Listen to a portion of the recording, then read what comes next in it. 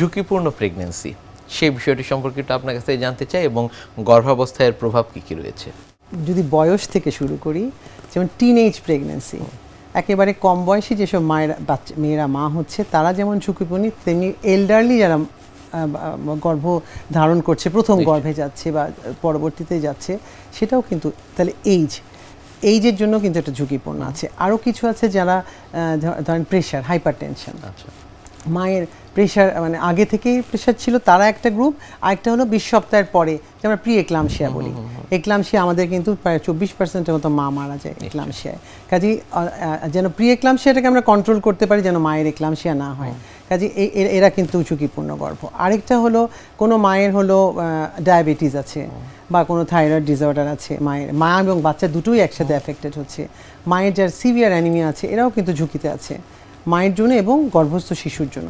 আরেকটা নোন কিছু disease, heart disease বা অন্য, বাচ্চার পজিশনটা, বাচ্চা একটা দুইটা বাচ্চা পেটের ভিতরে, অথবা বাচ্চার পজিশন ঠিক নাই, বাচ্চা হয়তো উল্টা পজিশন আছে অথবা আড়াআড়িভাবে আছে, এই জিনিসগুলো কিন্তু সব ঝুঁকিপূর্ণ গর্ভাবস্থা।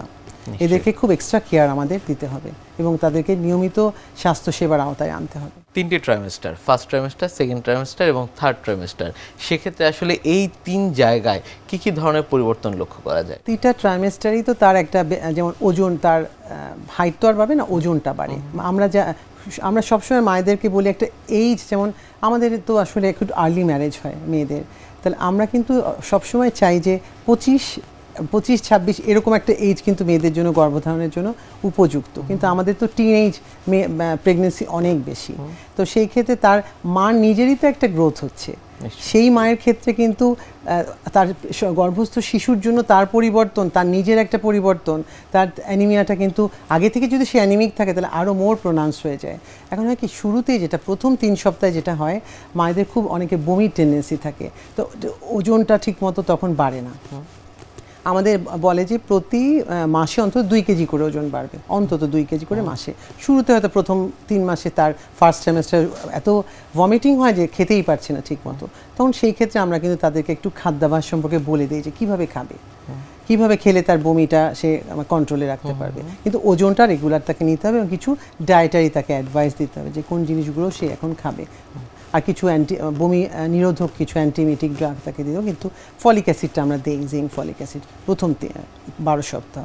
তারপরে যেটা হয় তখন তো বাচ্চাটার গঠনটা 8 থেকে 10-12 মধ্যে, তারপর তো বাচ্চাটা বড় হতে থাকে, ও পূর্ণাঙ্গ হতে থাকে, তখনও তো মার ওজন বাড়তে থাকে। প্রতি মাসে আমাদের টার্গেট অ্যাটলিস্ট 2 কেজি। আর যে মা আগে থেকেই ওবেজ ছিল, ডায়াবেটিক মা বা হার্ট ডিজিজের মা, তাদের ক্ষেত্রে কিন্তু আরেকটু কম, সেটা ওরা তো আলাদা একটা আছে। তো এই ক্ষেত্রে মাদের প্রত্যেকটা আসলেই কিন্তু আমরা সবসময় মাদের কিন্তু ওজন মাপবো সবার আগে। প্রেশার,